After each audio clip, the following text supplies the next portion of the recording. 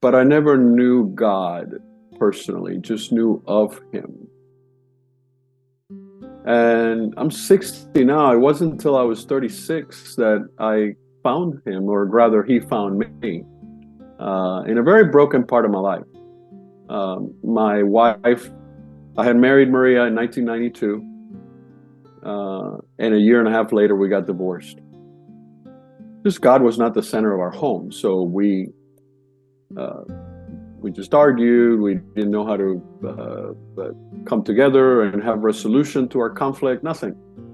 So we separated. I mean, not just separated. We went through with lawyers and had an actual signing of paperwork. But God had other plans. And 18 months later, almost 2 years later, he put us back together. And I remarried this woman because I had met a pastor that became really good friends with me. And we played ball together. And, you know, he was a little bit older, but we were still on the same, you know, athletic chapter of our lives. And he said one time after playing one-on-one, we sat down drinking our water. And he said, hey, so are you if you die tomorrow, brother, you know where you're going to go? I hesitated. And then I said, yes. And he looked at me, he goes, you're not saved, are you? I said, no, I think, yeah, you're not. Because if you are, you know, and it wouldn't take you that long to answer. And it caught me off guard.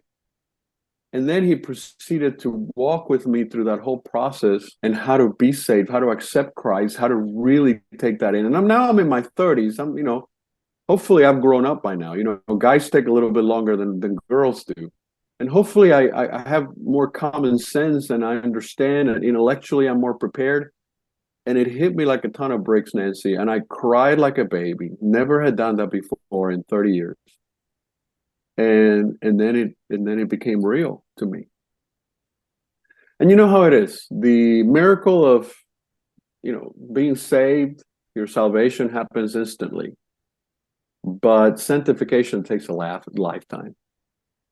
So I'm still working on, you know, getting closer to the Lord and walking with him. But it started then. And in the last 20 or 30 years, you know, we've gone through different churches because we've moved around. Maria has grown a lot in her faith as well. So we've helped each other come closer to God, and through small groups, through people that have touched our lives, through events that, you know, through mission trips where we've gone and we've seen God at work in the most awful places, just connecting and trying to be a part of God's world. And today, it's probably the closest I've ever been. And that's the way it should be. As you get older, you get closer and closer to the Lord. And I tell you, this project that you mentioned about Paul, you know, be careful what you pray for, because I asked God to give me something significant to do with my creativity. And I had already done a project earlier about a soldier with post-traumatic stress that came home from Afghanistan. And it was a Christian film as well, trying to offer a solution to our veterans that was more spiritual than medication or whatever.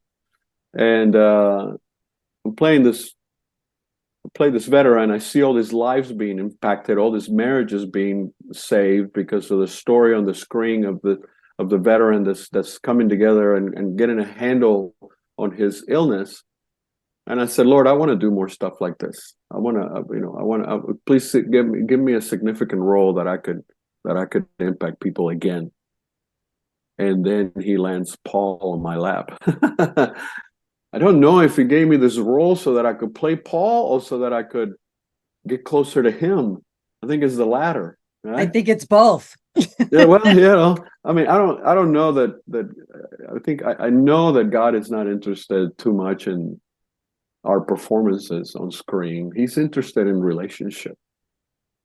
And you know, I read not too long ago that, you know, what we think is a means to an end, God's not interested in the end. The end for him is the process. It's that what we think is the means, that's the end for him. Now, this minute, not what's going to happen or what he's preparing us for. And a lot of that stuff that I'm learning is changing how I look at him and how I get closer to him, and how I treat my marriage and my family and my home and my own life. And lately, it has a lot to do with this role. I encourage any of the actors that are listening to embrace these types of projects, because it will bring you, if you take it seriously. This is the most intense role I've ever had to prepare for. Yeah, I thought preparing for a veteran with post-traumatic stress was intense. Learning about Paul has been tough, but the more I study, the more I want to play this guy. That's the great thing about Paul. He kept learning his lesson, right? He was such a staunch Jew. Yeah, with a mission, right? He had a mission, but then when that Damascus road happened, and then he now is, from Saul to Paul, everything changes. But his character was built. God built his character to keep him focused on the mission. He was. Yeah, Gamaliel said in one of the books I read, he said, I couldn't keep Saul interested. I couldn't keep him. I mean, he was so hungry for knowledge and so passionate about learning the law. And what's interesting to me is that Saul did everything he did in the name of God. He believed wholeheartedly that he was torturing and killing these people of the way because God was telling him to. There was nothing wrong with what he was doing. So, and the fact that he chose Paul or Saul, Roman citizen, very learned, spoke multiple languages. I mean, the guys back in Jerusalem could not have ever gotten into the markets that he got into. Absolutely. He was about to be murdered by a Roman soldier and said, I'm a Roman citizen. You better, rethink that. I mean, so many things that qualified him. It was brilliant. I mean, obviously, God all along knew why and how and everything. Yeah. I think it's interesting that a lot of people think that he was beheaded in Rome, and there's a lot of textbook and historians that believe that he went all the way as far west as he could, which was Spain. I've never heard that before until I started reading, because we really don't know where he died. There's a lot of different opinions, just like there's a million opinions of what the thorn on his side was. I read about Paul, and it's like, man, there's so much here. There's so much here. Anyways, I'm loving this process. Whatever comes out of it, it's God's will. I really want to do stuff that is honoring and glorifying to him. And it's just building the kingdom, really. At the end of the day, I don't want to do a Dr. Pepper commercial. I want to do something that builds the kingdom. Whether it's a modern day story about a veteran or is a historic piece about Paul, so people understand, because we don't teach history anymore. We don't, our kids don't know anything that happened past 1995. When the internet was invented is when they know that history started, and anything beyond that is there. So I think the films and movie making should be more for that purpose. And that's what I'm focusing on, and looking for projects like that. How do you handle the moral and ethical challenges? And you talked a little bit about it, but I think if we as actors want to glorify God, but yet we are involved in things that are not moral or ethical, we're sending the wrong message. We're telling people, yeah, we're followers of Christ, but we're not. I mean, we're Christians, but we're not following Christ. So if you're going to follow Christ and do what he said you should do, not follow Christ and then do something else. Because then the world gets confused, and then we're hypocrites, right? And then we give Jesus a bad name, and we give ourselves a bad reputation, which is exactly what's happening right now to our Christian community. I think we're not doing the world is confused as to who we are, so therefore they just turn us off. Or if they see that a human being does something wrong or unethical, they blame God for it, or they say, oh yeah, instead of saying, well, he's imperfect, but Jesus wasn't. But I'm going to follow Jesus, not John Doe. Mm-hmm, mm-hmm. And I mean, Satan it's brilliant at confusing us, right? Yeah. And lying. Lies and the confusion are very evident where they're coming from, and he's a master at it. Every audition that I've sent, the last 10 or 15, I've prayed about. Right before I hit submit, right before I hit, enter under actor's access or something, uh, I go, Lord, if this is your will, bless whoever's going to watch it and give me this role. Hit, click, boom. And it kind of takes the pressure off of wondering if I got the role or not. Because if I don't hear from him, then I wasn't God. That's not what God wanted, So bathe everything in prayer is probably the biggest thing that's helped me stick to my principles and choose moral and ethical projects. Paul was a real person, and his transformation was real, and his suffering was real, and the people that were in his team that God put together to spread the gospel were real. So now you have a responsibility to put on the screen and bring to the screen a real individual with identity, with personality, with the choices that he made about staying alone, which there is different opinions about that, whether he was married before he went to Damascus, because when he voted to stone Stephen, in order to give a vote to the Pharisees, he had to be a Pharisee and he had to be married. That was a rule. So Paul must have been married before. It wasn't like he was always not married. But anyways, that's besides the point. I just learning and trying to understand him and really getting into him. And I'm not even talking about accents. I'm not even talking about, physical appearance or anything, because I'm 6'2", and they say Paul was short. I'm talking about in here and in here, and that's been really tough. That's been really tough. Mm-hmm.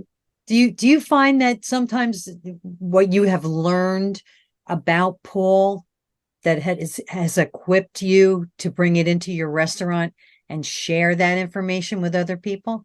Oh, absolutely. Absolutely.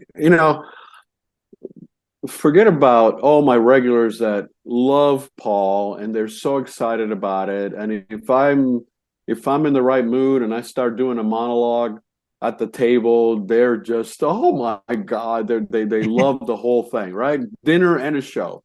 I did the Mars Hill part of it because I was still memorizing it for someone the other day, and she was one of these people that is a huge fan of Paul, and she started crying because I said, "Men of Athens, I see that in every way you are very religious," and she started crying. I was like, "Wow, what an effect!"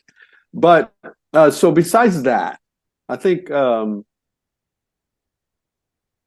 We have a tendency these days to tolerate certain things and compromise and give in to certain ideologies and all this stuff that's impacting our culture. And for me, as a leader in a business, in a community where I have 42 families that depend on my restaurant, and I'm leading them every day and living by example. Not I feel more compelled to not compromise and not give in my ground to accept and tolerate certain things that are impacting our society out there, but I don't want them in my restaurant. Or I want my employees to understand they don't have to settle, they don't have to follow the crowd, and they can go against the grain. And they can be like in The Chosen, they can be that little fish going against all the other fish. I love that imagery, because that's what Paul did. He did not he was relentless. So no, I'm going to walk into that synagogue and I am going to talk about the Messiah, and I'm going to tell him who it is because I know who it is. And he didn't care that everybody else said, "You're crazy. Don't do that." I said, "No, that's fine." So that decision or that commitment to not compromise, it's probably one of the biggest things I've picked up from reading about his personality and the way he was. Mhm. So far, it's worked. That's wonderful. Well, I haven't gotten any 40 minus one in the Montgomery County. You know how Paul said that he received 39 lashes. Haven't been there yet, but I don't know if Montgomery County will ever resort back to that. We'll see. there's people out there that live in that Texas area that will be coming to your cafe just so they could see you, and maybe you can do some Paul reciting. But so where can they find out about you?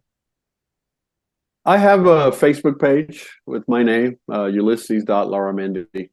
I have an Instagram page. Obviously, if you go to edencafe.net, there's a lot of information there, not just about the menu and our services, but also about us personally. Maria and I have put our lives into this business, so our children are in pictures and on the website. There's a lot of stuff about us personally, not just the restaurant. What would you like to leave my audience with today? So if I can leave your audience with anything, it's seek first the kingdom of God, and all this other stuff will be yours, because your Father will be happy that you have intimacy with him, and that makes him happy, and he's willing to give you anything you want, just like a dad does.